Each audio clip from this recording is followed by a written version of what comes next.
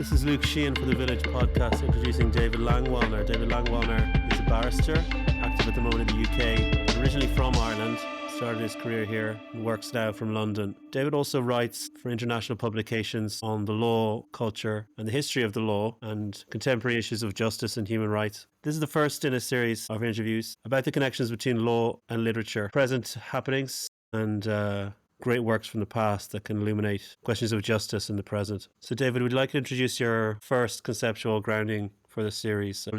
The concept of a school of jurisprudence, that's the philosophy of law and literature.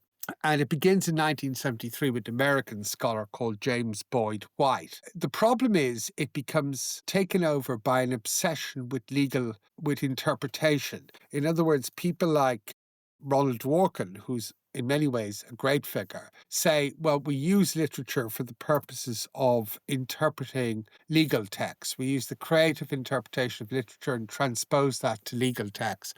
And it becomes therefore excessively involved with hermeneutics or the interpretation of texts. And that's not important, it seems to me. Mm-hmm. The second thing that becomes a real problem is it becomes hijacked particularly by the very dangerous Richard Posner, who's a circuit court judge in America and a very right-wing judge, and had a founder of a movement called Law and Economics of Maximization, very authoritarian. He uses literary texts in his famous book, Law and Literature, to justify authoritarianism, submission to authority, and various agendas that are, of course, particularly redolent of Trumpian America today. And it seems to me that what needs to happen is it needs, as a discipline, to be recalibrated. And ultimately what that means is that you've got to look at how the reading of literature for lawyers evokes the most important moral messages for this day and age. Who jumps out at you as the author of the most important work about justice from the last century, 20th century? Well, in my view, in the 20th century, the person as a literary figure who's spoken the most about justice, it would be two people, actually. I hate to quite put it like that. One would be Albert Camus, and the second would be Franz Kafka, for different reasons. Camus is, of course, the great humanistic intellect of the 20th century, winner of the Nobel Prize when he was 44. And he wrote one of his three novels published in his lifetime, The Fall, is specifically about a lawyer called Jean-Baptiste Clemence, who's in a very seedy bar in Amsterdam for the 90 pages of the text. And he's confessing all his sins to all and sundry about the nature of the legal profession. And it doesn't portray the legal profession in a flattering way, but it says a lot by way of criticism of the legal profession. And The Fall evokes many themes, evokes Camus' hatred of professional hypocrisy. It evokes Camus' hatred of, within the voice of Jean-Baptiste Clemence, of his dislike of the concept of how state or authoritarian truth, a police state, becomes the actual truth. In fact, there's one incredible line in the Fall about how it doesn't matter what the truth is, we're the police. In 10 years' time, it will become the truth. And then the other aspect of The Fall is the extraordinary sense that Camus has of the way that society is created a kind of dog-eat-dog universe. And the book has a real epiphany when somebody in the book jumps into the Seine River. And, of course, Baptiste Clemence recollects this in terms of his failure perhaps to act. But it's not the only thing that Camus said about lawyers. If you look at what people say are the best legal books of all time, most people cite his book, The Outsider, which perhaps was most instrumental in him winning the Nobel Prize. And The Outsider is a book about crime, punishment, about somebody being forced to confess all of their sins and accept the legitimacy of, in effect, capital punishment, which Camus despised, and the confusion between something also Camus despised, morality or religion, and legality. Camus was, of course, a great humanist, but a great skeptic of religious sin as an indicia of any form of criminality, or indeed, you might say, moral guilt. And I think we're entering an age, not least with the sort of evangelical Christians who control the American Supreme Court and graduate gradual religious fundamentalism, where these people have to be opposed in all circumstances. The outsider as well, of course, is a very ambivalent thing about racism, because Camus was a mixed race person. He was Algerian, but Pinot Noir, French Algerian. And his involvement with the Algerian War created a great ambiguity because he, of course, opposed the tactics of the French state in the 1950s, suppressing Algerian independence, but he did not support Algerian independence. The other great text of his on law is about two of them, really, about extremism. His famous political tract, The Rebel, which isn't a work of literature strictly, is about the dangers of extremism. And it creates brilliantly a portrait of how a terror develops so quickly. And I think we're developing terrorist authoritarian structures worldwide at the moment in terms of an oppressive authoritarian state. And Camus, particularly in his analysis of the French Revolution, in that wonderful book, The Rebel, shows how extremism has to be opposed in all circumstances. That's also reflected in a very small essay of his, but utterly brilliant, Reflections on the Guillotine. And I cited it recently in an article that's coming out in the Village, I think in the Christmas issue, on trial by jury. And Camus makes the point, which other people do as well, that the jury often discards common sense when they don't want to reach a particular verdict.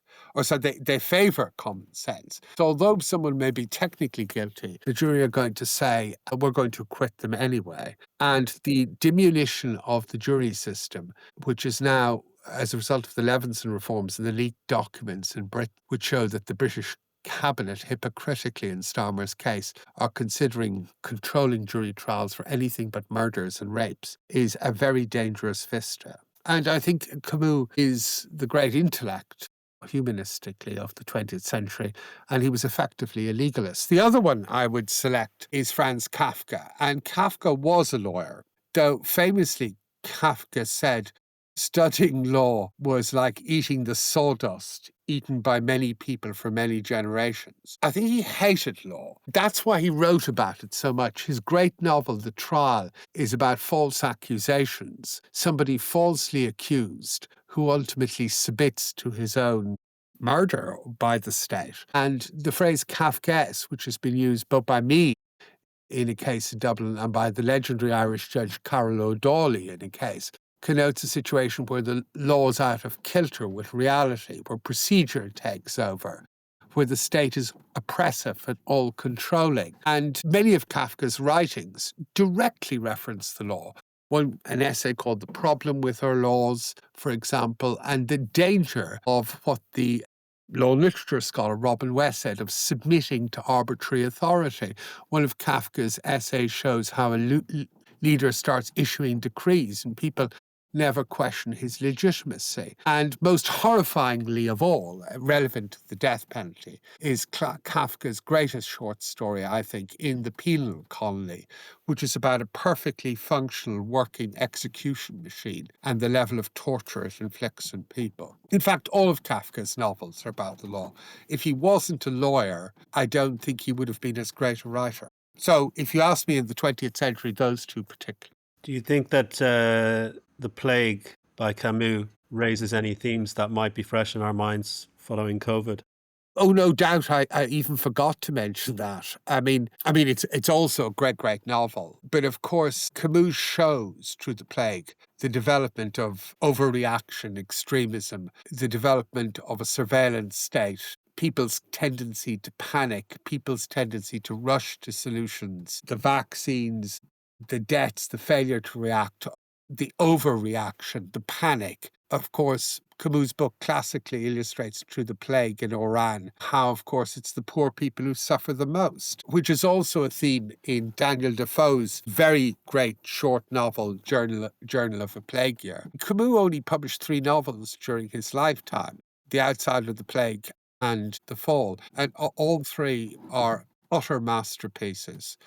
And of the greatest novels ever written, quite apart from some of his posthumously published The First Man, which his daughter got published maybe 30 years after his death. And then that's not leaving aside his great political tracts, The Rebel, which I've just mentioned, or his essay on reflections of a guillotine. And of course, you asked about the 20th. Camus was obsessed with themes of crime, punishment, good and evil, truth and fiction. And I think perhaps his greatest literary influence on him, which was not French, was the Russian writer Dostoevsky, who I think in many ways, with Dickens, is the great 19th century novelist about the law. And Camus, of course, in his play, The Devils, adapts Dostoevsky's greatest book, The Devils, as a play, which could lead us on to discussing great writers of the 19th century. Camus, one last word on him, but the essay, The Myth of Sisyphus, is very Kafka-like. It is. Yeah. They're both kind of... Camus was a humanist ultimately, though he was part of that movement of existentialism and the sense of the absurdity of man's position, which is Kafka-like. Camus also kind of had an ability that, despite absurdism, one had to continue, what he called engagement. I mean, don't forget, Camus was he was a French resistance hero. He was the editor of the leading magazine Combat during the French Resistance. He was a man who was deeply politically committed for his very short life. So though he was, at one level, an absurdist, he also primarily became, I think, a great secular humanist and a man of values and integrity, the like of which is badly needed in world letters today, quite apart from the fact that the writing style is incredible. He describes this engagement, but it's extraordinary to witness how writers like him and Kafka sometimes can describe these characters who are so radically detached. Maybe these figures that they create can do multiple things. Recently, a new film adaptation of L'Étranger has appeared, and it was in the Dublin French Film Festival by Francois Ozon. It's a pretty faithful adaptation of the book. So you sit through 2 hours of this character, Merceau, he's well portrayed, he's pretty attractive, and he has a nice girlfriend, he has a good job and all of that. And you're well forced by the director, the audience, to be maddened by his detachment from everything that goes on around him. He's sort of, for the most part, until he commits this act of murder, he's sort of watching life passing by. His kind of quite corrupting friend just draws him into stupid, absurd, dangerous situations. He lets it happen. His girlfriend asks if he loves her. He says probably not, or I don't know. So yeah, so he's so detached. And in Kafka, there's an amazing piece of Kafka's diaries, famously, where one page he's describing, I think, the outbreak of the First World War, and he said that's one line, and the next line he just says, "I went to the swimming pool," which could be something. Well, yeah, I mean, I haven't seen the film, I must say. I must look it up and look for it now. But I do think that it's important to emphasize that Camus' detachment, that's very evidently the case through the character of Merceau, is of course Merceau's complete indifference to the death of his mother and his ability to, engage in sensual activity and a blunted moral intelligence. And the other point about Camus the Outsider, which again feeds into Dostoevsky, is the character of Merceau is exactly like Dostoevsky's character of Raskolnikov in Crime and Punishment, which is often regarded, though, as one of Dostoevsky's singularly famous contribution to law and literature, but I don't think it is. But it's about this sense of somebody who's so selfish, so solipsistic, that they believe they have a right to do what the character Merceau does in the heat of Algeria. I find myself watching and sort of responding to this character, and no doubt it's intentional, with this mystification, because it's really hammered home that he's not going to take central responsibility for these things happening around him. But then the story ends in this quite extraordinary display of like sudden emotion. This is well done in the film, and it came back to me. He reserves his absolute contempt for the final person to visit him, who's the priest. And he unleashes a kind of diatribe against him and almost shakes his faith. And he finally says, after that encounter, he says that the universe is basically indifferent, and that's like me. The universe doesn't care very, very much about the sufferings of people or whether they kill or love each other. And that's how I feel. So he feels a kind of kinship with an empty, morally empty universe. But the result of that, of course, can be to question yourself and make a person that he's grouped with existentialists actually take Well, responsibility the for this empty important point is universe and never to decide to fill it confuse with Darrow. moral meaning. I mean, Shakespeare had native ambivalence, and the fact that you can etch a bad character, Camus is not condoning Merceau. In fact, Dostoevsky was specifically criticizing Raskolnikov. And in Dostoevsky's great books like Crime and Punishment and, of course, above all, The Devils, which, as I indicated earlier, Camus turned into a play, the character of Stavrogin, who's a nihilist, a man of no values, is exactly what Dostoevsky sees wrong with Russia. And in fact, of course, nihilism has taken over the world today. So that you shouldn't confuse the man with the character. Camus was a deeply righteous human being.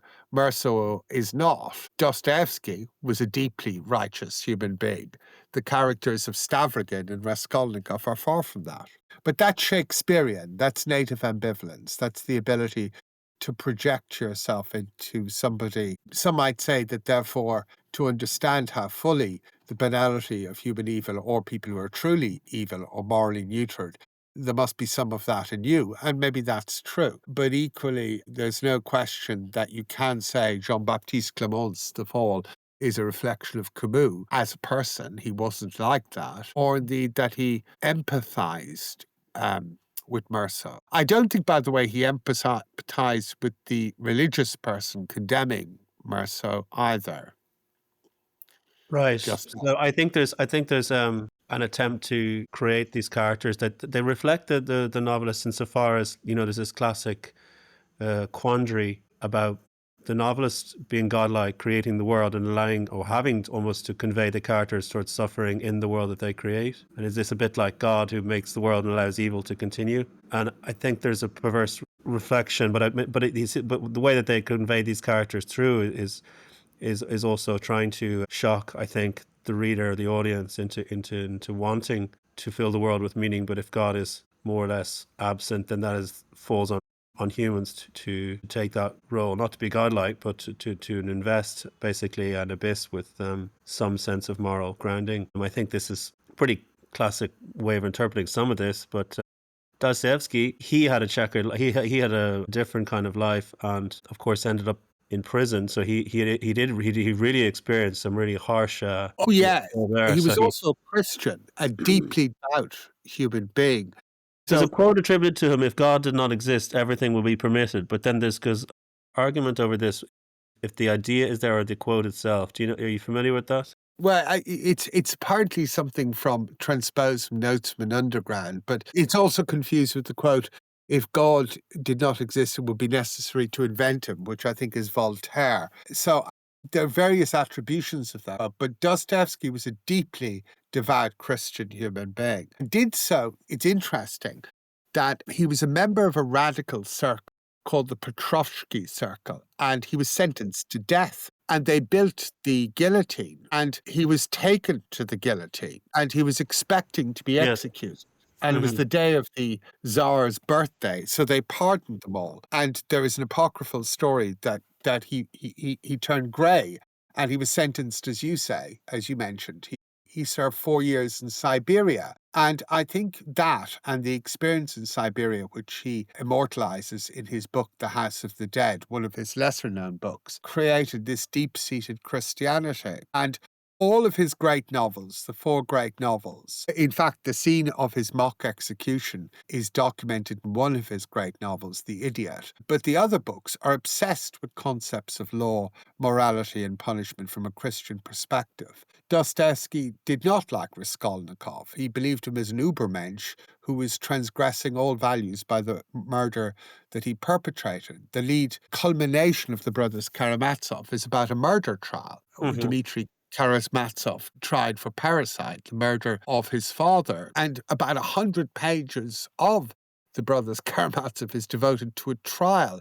And Dostoevsky would go to the criminal courts of Russia. This is when he was the most famous man living in Russia. And he also intervened rather selectively, but he did intervene, like Voltaire, in miscarriages of justice. He petitioned to get certain people pardoned. And a lot of people said it was childhood memory, because when he was a young child, he saw a feudal landlord beat a serf to death. And that memory stuck with him, as well as his hardship in Siberia. Now, he was selective in the sense that he was less, because he had certain anti-Semitic things which are unforgivable. Look at Ireland today renaming Herzog Park, which I think is ludicrous, to go from the general to the particular.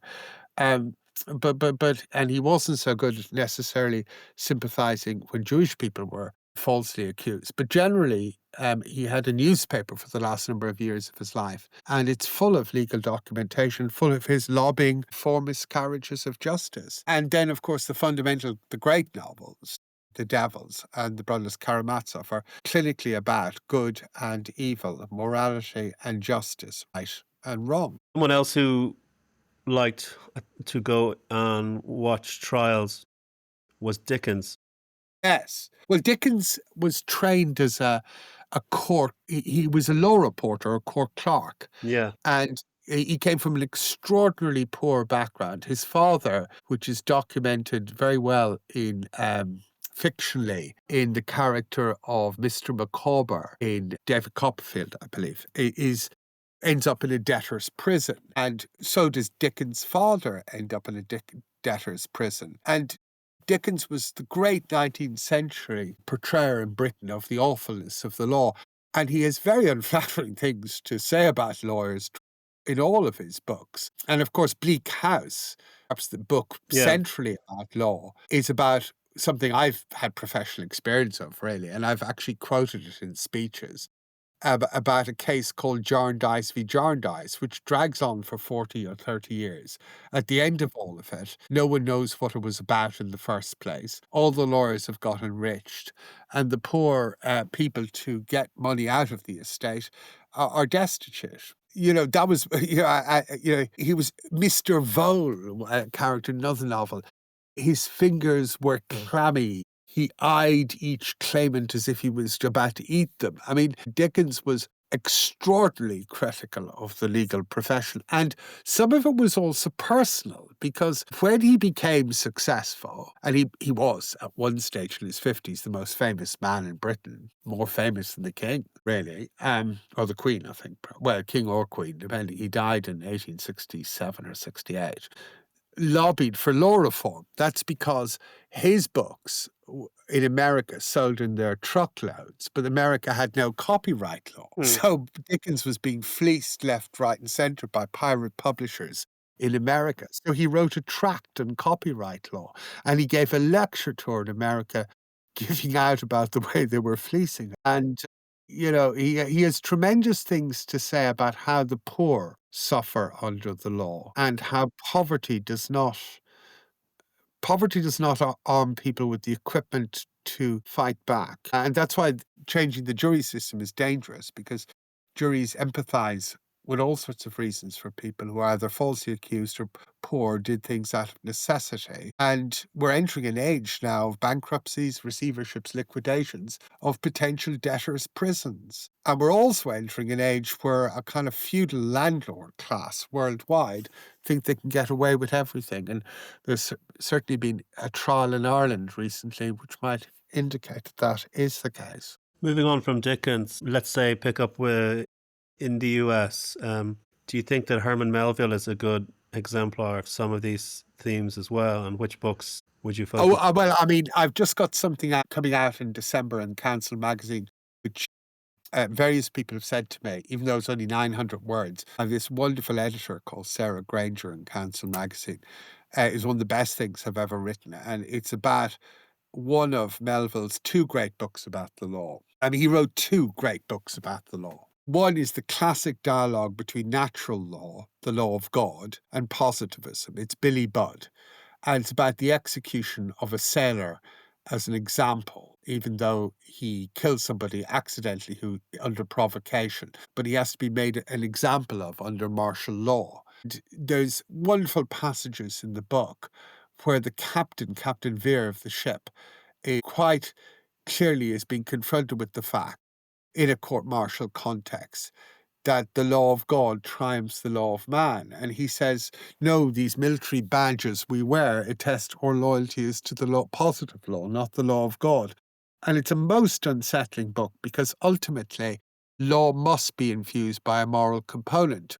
And even the legendary figure Dworkin, who I mentioned negatively earlier, the great philosopher of law, felt that if a law was so palpably unjust, a judge had the right and should lie about it, or at least try to interpose a moral compass into the law. And then the great novella, it's only, you could read it in half an hour, of Melville's About the Law, Bartleby. which is the subject of the article in December in Council magazine, is called Bartleby the Scrivener. The way And it's Bartleby says he would prefer not to is very much like something Merceau might say. it's about David Graeber and bullshit jobs. You get a guy who comes in and works as a scrivener, a lawyer's clerk, and Yeah. he's very good. Then he says, I'm stopping work. We're in a really unregulated free market structure at the antebellum or pre-bellum stage in America. The law firm doesn't know what to do. It's based in earlier incarnation of Wall Street. The head of the firm is relatively compassionate and tries to get him to do something. And as you say, he keeps saying, I prefer not to. And he ends up dead, prosecuted for vagrancy, put into a prison and dead, which shows the soul of man under capitalism. But of course, sometimes it is very important to say, I prefer not to. As a lawyer or as a human being, sometimes saying yes to everything can be very dangerous. But the difficulty becomes, in our neoliberal universe, the choice about putting bread on the table, which is kind of the dilemma that Melville portrays very exactly and very well. And it's a book that, it's a novella, it's only 40, 50 pages, that resonates through the ages. And I suppose Melville has to rank with Dickens and Dostoevsky as the great 19th century writer about the law. Yeah. One thing I think I want to explore in the series, we don't necessarily need to go into it now, but is the distinction between messages we get from literature and law as literature, which is a separate thing, which is the extent to which lawyers can write great literature. If you, for example, just mention one tantalizing thing, if you were to ever read the great closing speech of the legendary American lawyer, attorney for the damned, Clarence Darrow, in Mitigation, the Leopold and Loeb case, which became both the film Compulsion and Alfred Hitchcock's Rope, about two young boys who engage in a Merceau-like, Raskolnikov-like murder of a younger boy. And they're both from incredibly privileged backgrounds. The question was, should the death penalty be inflicted on them? And that plea in Mitigation, which could be purchasable in book form, among other things, shows that the lawyer, Clarence Darrow, as much as Dostoevsky, Camus, Melville, says much in his speeches and his cross-examinations that resonates through the ages. You know why we did it? Because we damn well felt like doing it.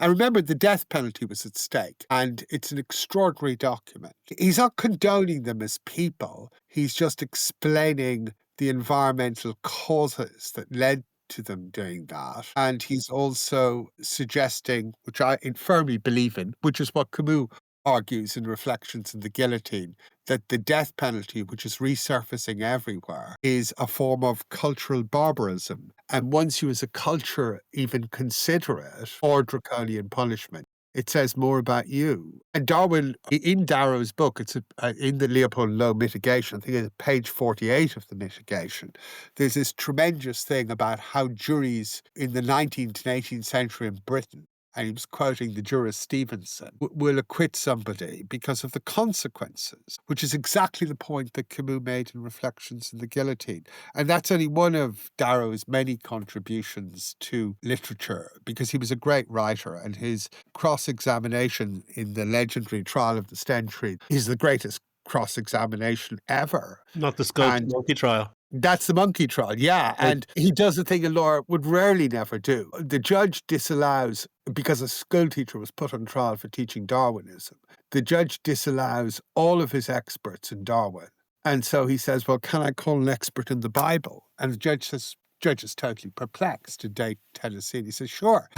Darrow calls three-time presidential candidate, failed, and the prosecutor in the case, William Jennings Bryan, to the stand, because you're an expert in the Bible. And the judge allows it. Imagine calling the prosecutor to the stand. The defense counsel calling the prosecutor to the stand. And then he destroys Bryant completely. Bryant dies 7 days after the trial. And the cross-examination is absolutely devastating as he looks at the interpretation of texts and the Old Testament, the extent to which the earth was created 7 days, and were all of these people like Adam and Eve really fornicating. And then the great lines in it, like Bryant says to Darrow in the context of the cross-examination from memory, "I do not think of things I do not know about." Darrow's response is, "Well, do you ever think about things you do know about?" That genius there in him, and it's also there in Lord Denning in Britain as a judge. And there are other examples of that. So that's also one theme I'd like to bring out, not just the relevance of literature to law, but how great lawyers using literary artifices, literary techniques, good writing and good speaking can promote the cause of justice. We might explore the difference between doing it in public as a narrator and whittling away like a solicitor in the background, turning out letters. Well, that's partly been the Scriveners. All right. Okay, David, thank you so much. That's enough for now, and we'll continue the series.